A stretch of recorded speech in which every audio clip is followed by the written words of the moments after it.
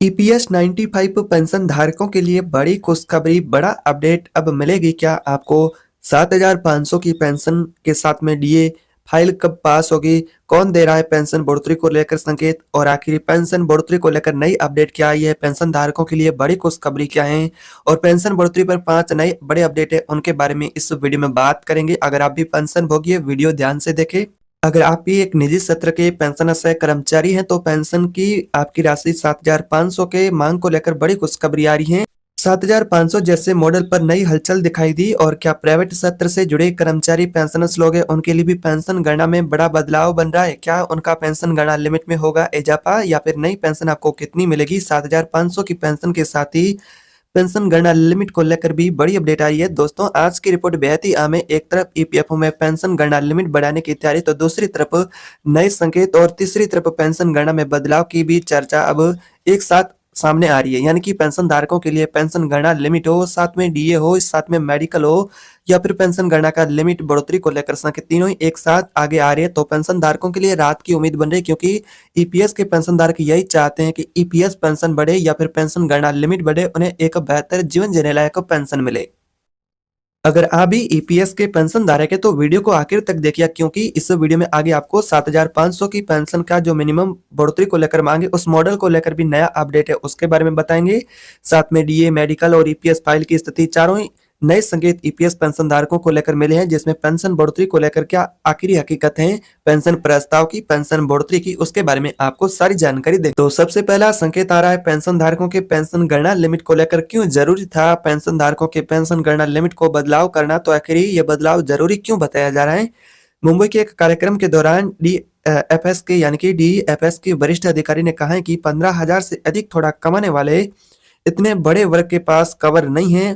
उन्होंने यहाँ पर उसके बाद कहा, उन्हें बाद के समय में सहारे पर निर्भर होना पड़ता है, यानी कि पेंशन का उनके पास कोई फिलहाल जरिया नहीं रहता है, वो भी सुरक्षा दायरे से बाहर रहते हैं। इसीलिए पुराने सीमांकन को 15,000 को अपडेट करने की बात तेजी से आगे बढ़ी है। यानी कि संकेत साफ है, ईपीएफओ में आधार बड़ा है, कवर बड़ा और दायरा भी बड़ा, इन तीनों पर एक साथ विचार हो रहा है। ऐसे में इन तीनों को अगर मंजूरी मिलती है, पेंशन धारकों के पेंशन गणना लिमिट, डीए और यहाँ पर मिनिमम पेंशन को लेकर, तो ईपीएस के पेंशन धारकों के लिए एक महत्वपूर्ण यहाँ पर सौगात होगी। 7,500 का जो पेंशन मिनिमम लागू करने का मॉडल है, साथ में डीए और मेडिकल मिनिमम पेंशन बढ़ोतरी, तीनों को लेकर संकेत आ रहे हैं। अब बात करते हैं उन 78 लाख पेंशन पाने वालों के लिए, जो कि हर अपडेट पर नजर रखे हुए हैं। नया संकेत यह है कि जब सुरक्षा दायरे को बढ़ाने की बात होती है तो लगातार पेंशन सुधार की मांग भी साथ उठती है। इसीलिए 7,500 की मिनिमम पेंशन लागू करने का मॉडल, डीए जोड़ने की मांग और मेडिकल की सुविधा, इन तीनों को लेकर हाल ही के हफ्तों में चर्चा और तेज हुई है। और हाँ, यह साफ संकेत है कि इस मुद्दे को एक साथ यहाँ पर जुड़े हुए यानी कि आगे बढ़ रहे हैं। प्राइवेट सेक्टर की पेंशन गणना कैसे होती है, जो कर्मचारी होते हैं प्राइवेट सेक्टर के कर्मचारी, उनकी पेंशन गणना कैसे होती है? बात उन हिस्से की जो कि सीधे यानी कि प्राइवेट क्षेत्र से जुड़े हुए कर्मचारियों से हैं।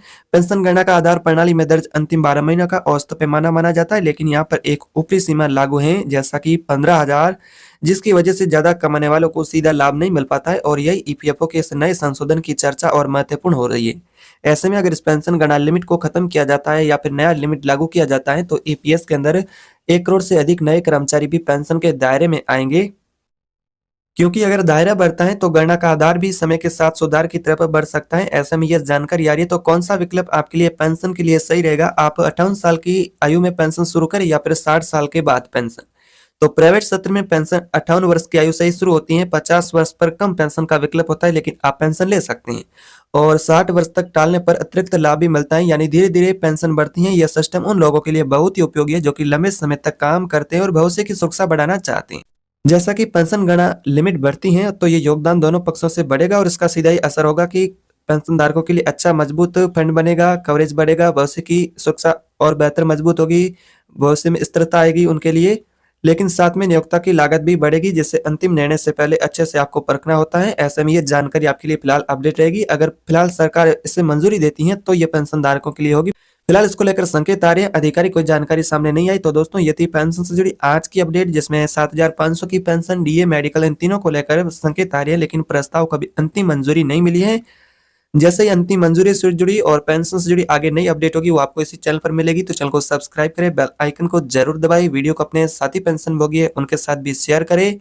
आपकी राय क्या है पेंशन के बारे में, पेंशन गणना लिमिट बढ़ोतरी के बारे में, डीए से जुड़ी, मेडिकल से जुड़ी आपकी राय कमेंट बॉक्स में बताइए। वीडियो को शेयर करें। मिलते हैं नए वीडियो में, तब तक के लिए जय हिंद।